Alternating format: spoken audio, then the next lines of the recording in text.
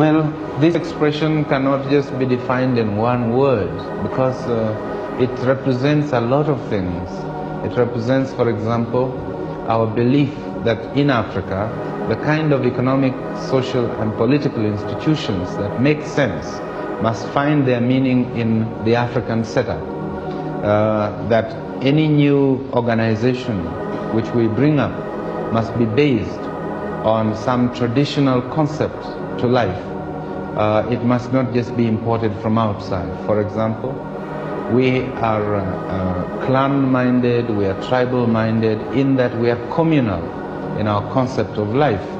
Now, it is necessary that our new institutions are based on this approach, what we have called in our definition of African socialism, mutual social responsibility. That is, that a person is not just an individual, he's part of a system, he's part of a community. He has responsibilities within that community. He has duties to perform in that community. But in turn, the community has also got responsibility to him. They have duties towards him and his children. This is a very important concept. The other concept is that every person has got equal value and worth. Although some of our people in traditional life had a lot of wealth, but their wealth was not really belonging to them as individuals. They held it almost in trust for the rest of the community.